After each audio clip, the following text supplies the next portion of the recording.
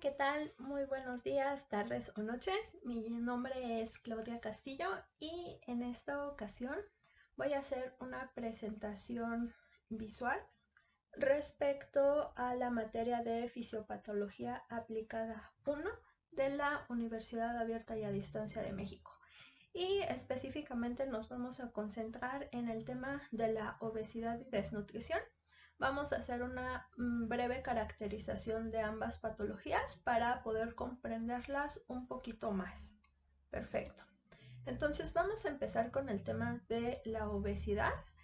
Y bueno, vamos a empezar por definir esta enfermedad, ¿no? Básicamente podemos entenderla como una situación en la que el peso corporal es mayor de lo que se considera normal o saludable para cierta estatura y que está asociada directamente con el riesgo de desarrollar problemas de salud vinculados con el desarrollo precisamente de enfermedades crónico-degenerativas, en las que se encuentra la diabetes, la hipertensión. También encontramos algunos problemas específicamente a nivel del corazón. Esto se debe a la acumulación de placa o grasa que poco a poco se va acumulando en las arterias. Y bueno, en la que encontramos, por ejemplo, también problemas como la dislipidemia, que es que poco a poco el colesterol y los triglicéridos incrementan y esto pues genera alteraciones a nivel arterial y entonces también hay que darle un seguimiento a este tipo de patologías. También encontramos, y es muy característico de esta enfermedad, la resistencia a la insulina, que poco a poco con el tiempo, digamos, en cuanto se ejerce esta presión hacia el organismo, podemos desarrollar definitivamente ya una diabetes tipo 2. En cuanto a la clasificación, bueno, si consideramos lo que es el índice de masa corporal, que es esta relación entre el peso y la talla, bueno, pues encontramos básicamente que tenemos una persona que está en su peso normal, que tiene un IMC entre el 18.5 y el 24.9. Y ya sería el sobrepeso por encima de este rango. Pero específicamente como estamos hablando de obesidad, la obesidad ya la podemos dividir en grado 1, grado 2 o grado 3. Y de aquí deriva según el nivel o más bien los resultados que arroje el índice de masa corporal. Como les comentaba, el sobrepeso, bueno, ya nos vamos a ubicar entre un valor de 25 y 29.9 y la obesidad ya estaría a partir del 30 en grado 1 y pues ya sería muchísimo más riesgoso si consideramos un nivel que se encuentre por encima del 40. Adicionalmente se identifica debido a cómo funcionan los adipocitos, bueno, un tipo de obesidad que se clasifica en hipertrófica. Es decir, que la acumulación de grasa se realiza específicamente en el abdomen y con un exceso de cantidad, como les comentaba, de grasa, pero sin aumentar los adipocitos. Entonces, esta clasificación responde específicamente a cuál es el comportamiento que tienen estos. Por otro lado, y creo que aquí quisiera hacer como una pequeña pausa, en la hipertrófica creo que distinguimos muy bien cuando una persona ya está presentando como este problema de obesidad abdominal, ¿no? Que en México se le llama como la panza de chelero, ¿no? Entonces poco a poco vemos que la persona incluso se puede ver relativamente delgada, sin embargo la acumulación de grasa deriva en esta zona específica del cuerpo y entonces esto también es considerada un tipo de obesidad que sí hay que darle un seguimiento puntual tanto a nivel médico como a nivel nutricional. En esta misma clasificación, bueno, ya podemos pasar a una obesidad hiperplásica en el que encontramos un aumento, ahora sí, tanto en el número como en el tamaño de los adipocitos, ¿no? En el otro, pues prácticamente se concentraba la grasa en el adipocito y se conservaba su tamaño. Ahora no. tanto ya incrementa la cantidad de grasa que tiene, como también el tamaño al que va a responder este adipocito. Y siguiendo con esto, pues ya tenemos un tipo de obesidad mórbida, ¿no? Y entonces aquí sí, ya la obesidad excede por mucho los valores indicados o de referencia. Y bueno, en cuanto a la patogenia, ¿no? Los orígenes de la enfermedad. Poco a poco, pues como lo comentamos anteriormente, los lípidos en la dieta pues ingresan a través de esta y son sintetizados poco a poco. Y también encontramos que no solo son los lípidos, sino que también son los carbohidratos, ¿no? Ingerimos ambos y son transportados poco a poco vía sanguínea al tejido adiposo. Y pues ya aquí ya pasan, después de esta asimilación que se realiza a nivel interno, bueno, pues ya y distinguimos específicamente lo que son los kilomicrones o las lipoproteínas, ¿no? Que es la forma en la que el cuerpo va a absorber o a procesar estos lípidos, ¿no? Pasan a esta transformación.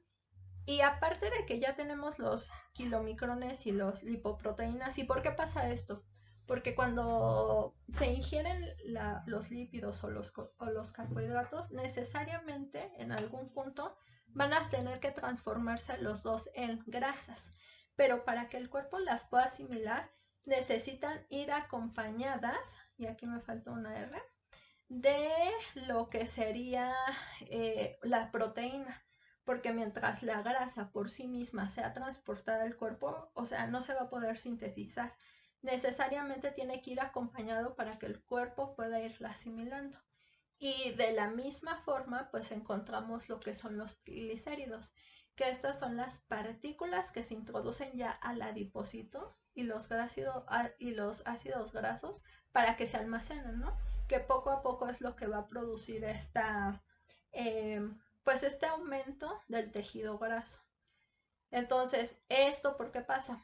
Porque pues ya hay una ingesta calórica que es mayor a lo que es el gasto energético.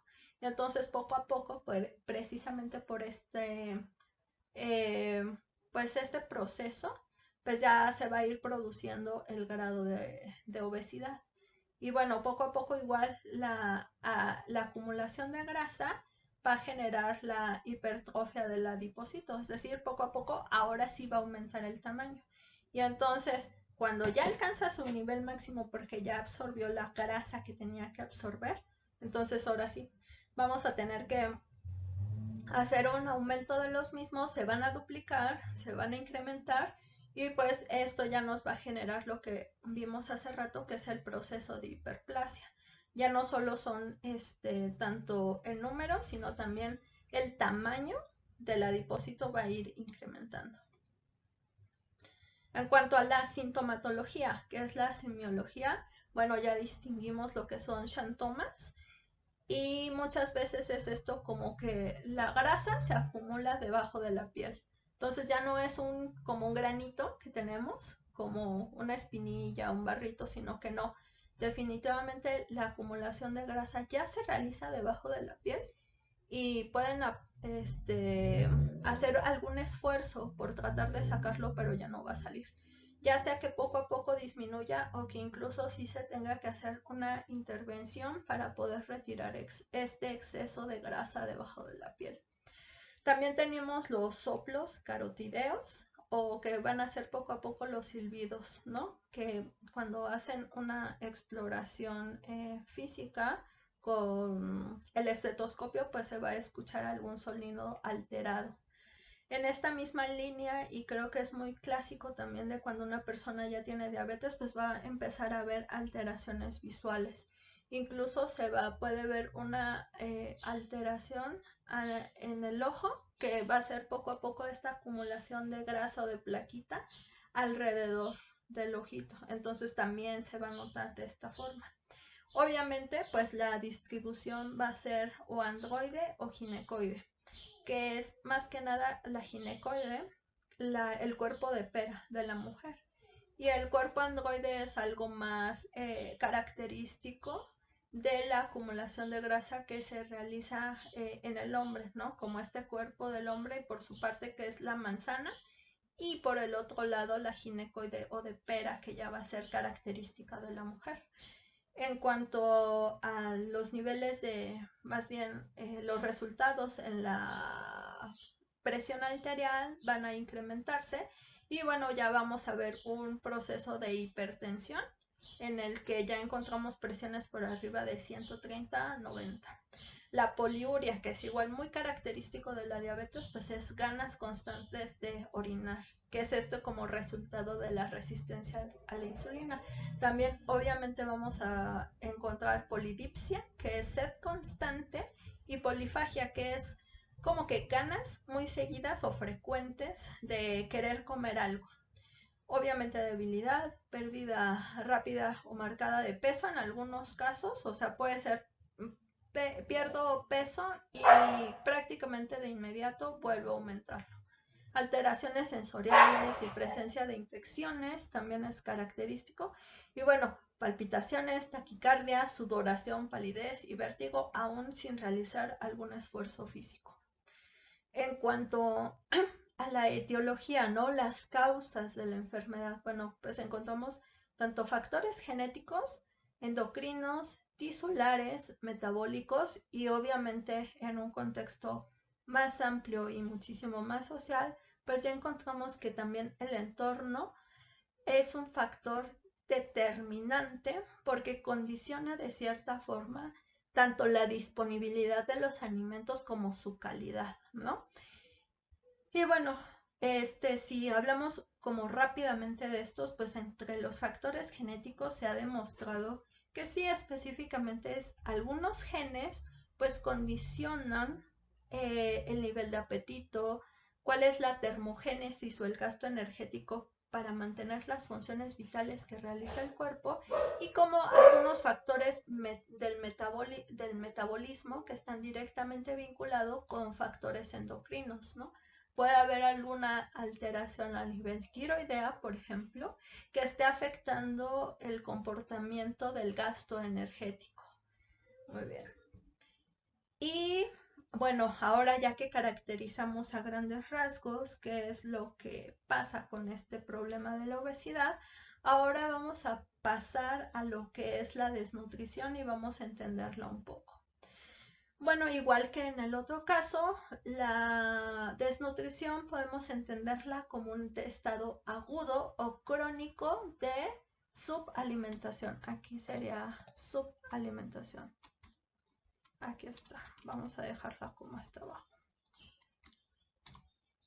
Que conlleva a cambios en la composición corporal debido a que ya tenemos un aporte insuficiente de nutrientes a nivel energético con respecto a lo que serían las necesidades básicas para satisfacer los requerimientos diarios que necesita el organismo.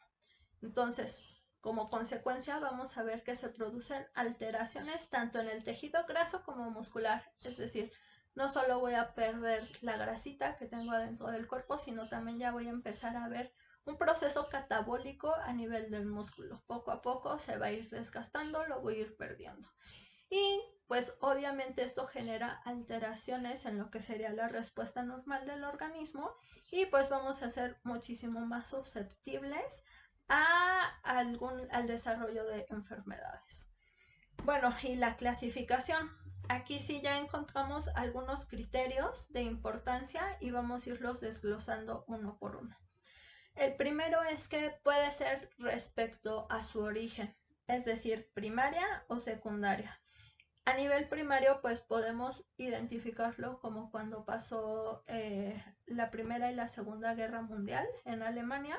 Y pues ya vemos que aquí podría ser por problemas socioeconómicos, políticos o incluso religiosos, ¿no? Hacia, por ejemplo, los judíos cuando estaban en los campos de concentración y vemos las fotos de ese desgaste, de esa desnutrición, pues bueno, ahí entraría en esta categoría. Y segundo, pues puede ser por un aprovechamiento inadecuado por enfermedad. Por ejemplo, la enfermedad celíaca, que es cuando el cuerpo no puede asimilar lo que serían los productos derivados del gluten, ¿no? Entonces, pues cuando una persona tiene esta enfermedad, si come estos productos, antes que nada puede haber alguna reacción del cuerpo y obviamente esto mismo hace que no aproveche o no asimile estos nutrientes, ¿no? Entonces, esta entraría dentro de esta segunda clasificación, la de origen secundario. En cuanto al tipo de sustrato deficitario, es decir, de los macronutrientes, pues ¿qué nos está faltando? Pues puede ser generalizada en un primer punto, que es decir, la energética. O sea, definitivamente nos falta consumir más energía. En un segundo momento puede ser proteica, es decir, se está produciendo una ingesta muy baja e inadecuada del nivel de proteína que estamos proporcionando al organismo. O también puede ser mixta, es decir, puede faltar tanto energía como proteína. Una tercera clasificación, bueno, ya llegamos al tipo o al tiempo de evolución. Y aquí distinguimos la aguda, que es menor a 6 meses. Y puede ser sobre todo cuando una persona está en algún procedimiento quirúrgico. Bueno, sí se produjo, una alteración, pero no fue en cuanto al tiempo significativa. Pero en otros casos, bueno, ya pasamos al nivel crónico, en el que obviamente esto ya pasó por un periodo de más de 6 meses y bueno, hay que darle seguimiento y tratamiento. Y por último, ya encontramos la clasificación de acuerdo al nivel de gravedad o de intensidad.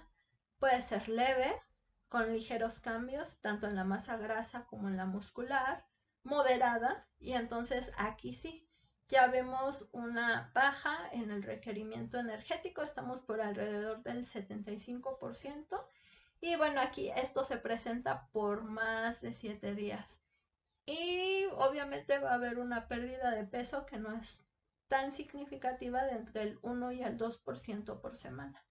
Muy en contraste con esta clasificación de grave, ¿no? Entonces, ahora sí, los requerimientos energéticos se encuentran por debajo del 75%. Ahora sí, en un día o un poquito más, pues ya se aprecia una pérdida importante de peso, ¿no? Y que esto puede llegar a ser incluso del 5% en un periodo máximo de un mes. En cuanto a la patogenia, bueno, pues aquí ya encontramos que se observan, como lo habíamos comentado al inicio, cambios metabólicos importantes por la ingesta de alimentos que se realiza de manera insuficiente, por alteraciones en la ingestión y obviamente una alteración en la absorción de los nutrientes. Obviamente pues va a incrementarse las necesidades energéticas y proteicas y también vamos a ver un aumento en las pérdidas por una situación catabólica. Poco a poco, como si el organismo dijéramos, lo viéramos como que con los nutrientes que tiene el cuerpo, bueno, pues se va a ir acabando con todo esto que ya tiene a nivel orgánico. Y por eso es que se realiza precisamente esta pérdida de masa muscular. Y esto obviamente pues ya nos va a ir desencadenando otras problemáticas, se van a generar citocinas inflamatorias, va a haber un proceso inflamatorio importante, va a aumentar el nivel de cortisol relacionado con el estrés, obviamente el glucagón, que también es un componente importante a nivel energético, que es de cómo podemos aprovechar la energía en forma de azúcares, pues se va a ver alterado y en consecuencia también vamos a presentar una resistencia a la insulina. Entonces, ya los procesos metabólicos van a transitar desde lo que conocemos normalmente el uso de la glucosa. Entonces ahora ya no vamos a utilizar la glucosa, sino la proteólisis, que está relacionada directamente con la asimilación, pero ahora de las proteínas que ya teníamos en el cuerpo, ¿no? Y va a haber obviamente una movilización del tejido graso, vamos a perderlo y poco a poco se va a hacer una formación de cuerpos cetónicos, que aquí sí ya empieza a ser como de gravedad o importancia, porque precisamente esta transición a nivel metabólico, bueno, ya vamos a tener cetosis, se va a generar una cetosis. Entonces sí, poco a poco esto empieza a agravarse y por eso es importante darle seguimiento y continuidad a nivel nutricional. En cuanto a la sintomatología, bueno, obviamente va a haber alteraciones en el estado de ánimo, la calidad del sueño, como lo vimos va a haber cambios a nivel metabólicos, vamos a transitar de la glucosa a los lípidos, va a haber una reducción importante también de secreciones gástricas, pancreáticas y biliares, y esto principalmente por una respuesta de adaptación del cuerpo para poder seguir consumiendo la energía que se requiere, pero a nivel orgánico. Obviamente alteraciones en la regulación al frío por la pérdida de grasa, confusión, debilidad muscular, inmunosupresión general, vamos a observar una glicemia disminuida, también va a haber alteraciones en la función reproductiva y va a haber una acumulación de agua en el cuerpo y algunas alteraciones tróficas, sobre todo en la piel, y más si es que el paciente se mantiene acostado y sin movimiento. En cuanto a las causas o la etiología, bueno, ya distinguimos una ingestión de alimentos insuficiente, que puede ser autogenerada, algo así como cuando una persona tiene anorexia y simplemente no come más. También puede ser por una ingestión y absorción de nutrientes que sufre alteraciones, que es como ya lo vimos la enfermedad celíaca. Puede ser también por un incremento en las necesidades energéticas y proteicas, y esto derivado de O1, algún incremento importante en la actividad física o porque se está transitando por una patología de importancia. Y aquí casi siempre se identifican enfermedades o más bien estados de salud, por ejemplo, en pacientes quemados, cuando alguien sufrió una fractura y entonces obviamente el cuerpo incrementa los niveles de nutrimentos que se requieren para poder transitar a esta recuperación. Y por último, bueno, también se encuentra este aumento en la pérdida de nutrientes y de energía debido a situaciones catabólicas, que prácticamente igual se identifica que son situaciones en las que hubo una alteración a nivel orgánico de importancia y necesitamos muchísimo más nutrientes, o se están perdiendo más bien estos nutrientes por la misma situación en la que se encuentra el paciente o la persona. Y básicamente pues con esto terminaríamos lo que es la caracterización de estas dos patologías. Cualquier cosa, como siempre, pues dejo las fuentes de consulta por si a alguien le interesa como profundizar un poquito más en los temas que abordamos a lo largo de la presentación. Con esto cerramos, les agradezco mucho y nos estamos viendo en próximos videos. Bye.